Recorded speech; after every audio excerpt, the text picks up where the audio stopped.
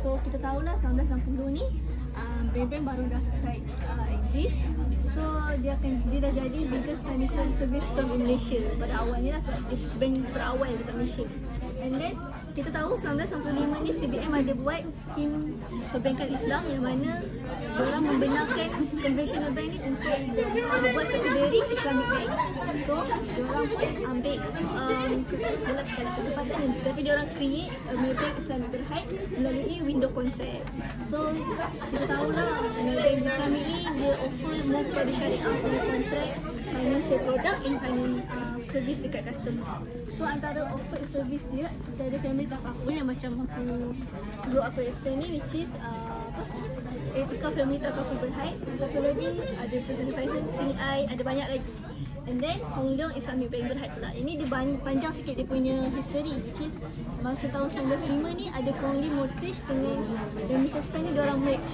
And then jadilah Kong Lee Bank Berhad. Lepas tu tahun 1999 tu diorang appointed by MUI Bank untuk jadi MUI Bank Berhad. And then barulah 1994 ni diorang merge dengan Hong Leong Bank untuk create Hong Leong Bank Berhad. So masa tahun 2005 lepas beberapa tahun diorang buat skim perbankan Islam, barulah Hong Leong Bank tu diorang launch a wholly owned subsidiary which is Hong Leong Islamic Bank Berhad. And then diorang macam biasalah Islamic Bank Berhad ni mau kepada offers wide range of innovative product and service following the principle of Syariah.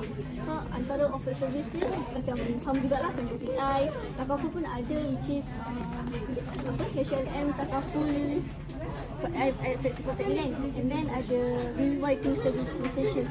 And then award pula untuk explain kat sini. Award ni untuk Maybank, diorang dapat best Islamic financial institution masa tahun 2025 for both Asia and Malaysia.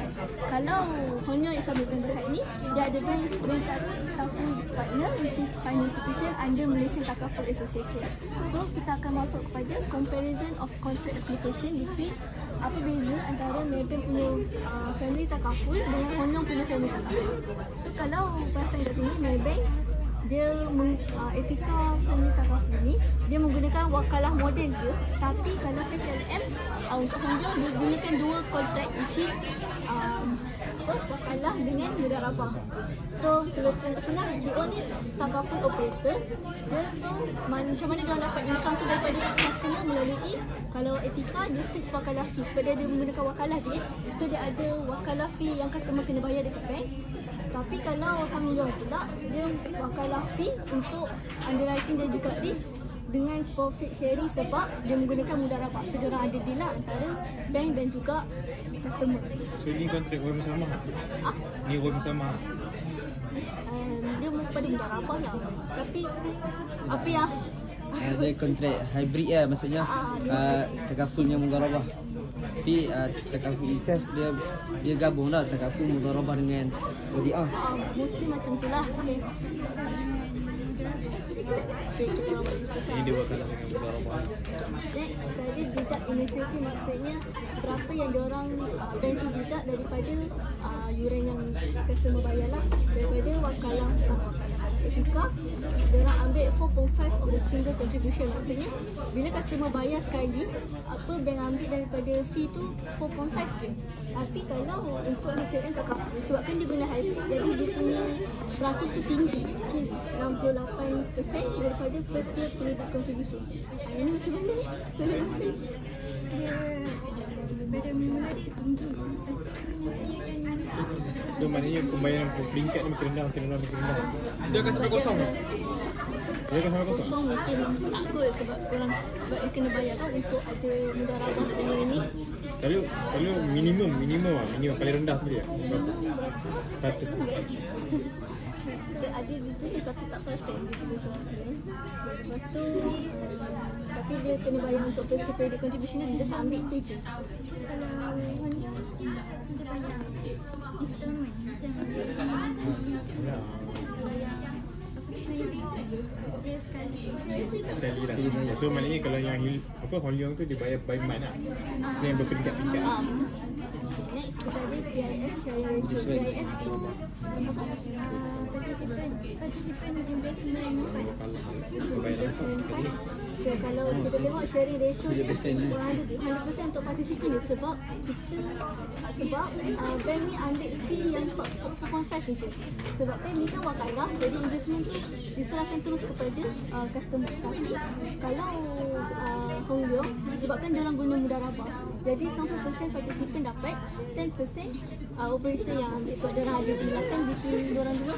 And then PIF surplus sharing pula dia macam lebihan dana, which is dia pun sama tapi beza dia 50% participan dengan 50% operator menggunakan jualah punya konsep as ganjaran lah kan. Kiranya operator ni diorang bagi dekat participan 50% sebagai insentif. Sama lebih kurang juga dengan yang Hong Leong, 50% wakalah, 50% participan, 50% operator. Next, kita membantu explain advantage and disadvantage lah. Next untuk kelebihan dan kelemahan. So,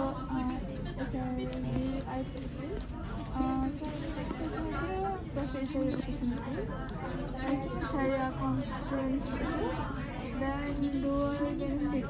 Dia ada protection dengan investment.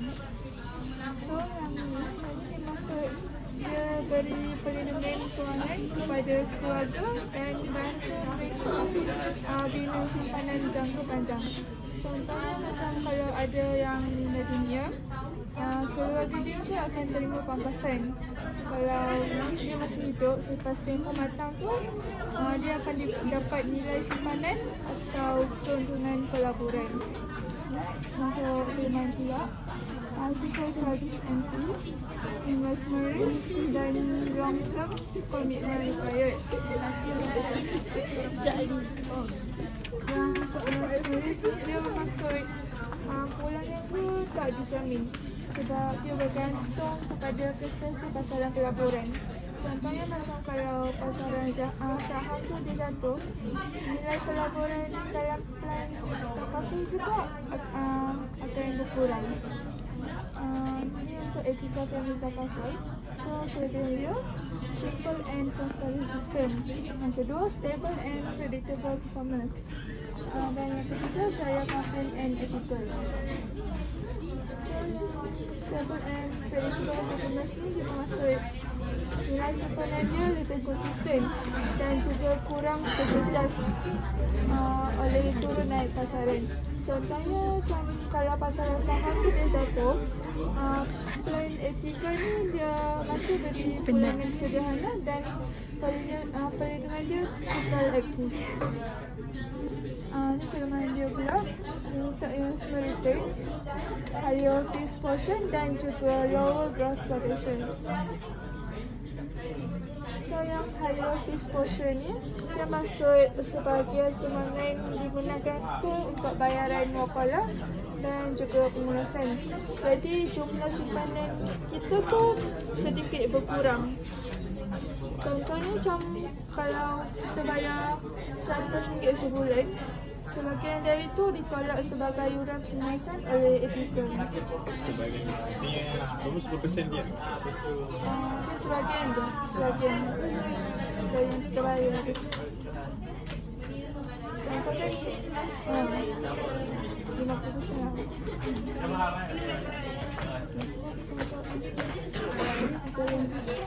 Isu dengan challenges pula macam kita telah sebutkan, mesti dia ada isu dan challenge yang diorang akan hadapi. Yang pertama, Hong dengan bank ni dia ada satu isu yang sama, iaitu syariah compliance dan regulatory issue ni. Dia ada masalah kat syariah compliance ni sebab dua-dua bank ni awal-awal bukan bank Islam. So lepas keluarkan skim subsidi untuk Islamik, baru diorang keluarkan Islamik punya kan. Jadi diorang ada masalah untuk nak tentukan produk yang mereka keluarkan ni ada syariah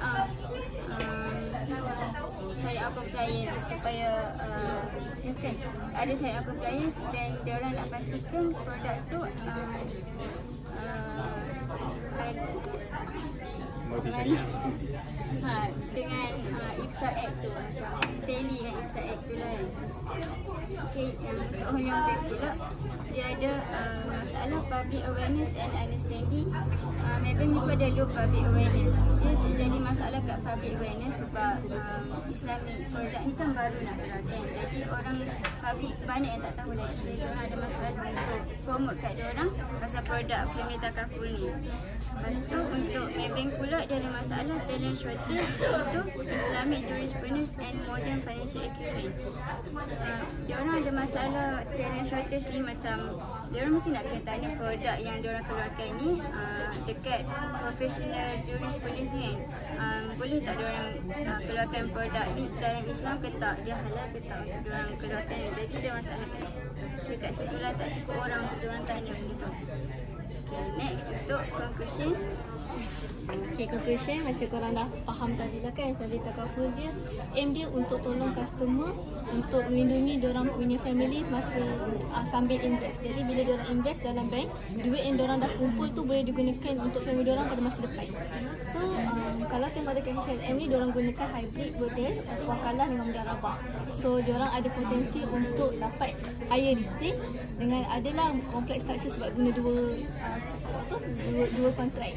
Dan satu lagi etika dynamic horizon ni pula digunakan wakalah completely, which is 100%, supaya lagi senang memudahkan lagi lah participant tu untuk dapat fixed return based on management fee, sebab hanya perlu bayar sekali dan ada wakalah fee, dia lagi senang kan. Tapi syariah kontrak ni juga dia ada macam tadi lah, ada isu dengan challenges daripada segi transparency, daripada segi charge, daripada segi return yang dia dapat daripada participant. So dia adalah macam banyak sangat advantage dan disadvantage, and kita pun macam kena belajar juga kan tentang family takaful, sebab nanti bila korang dah ada family, korang boleh cari takaful yang sesuai untuk family korang lah.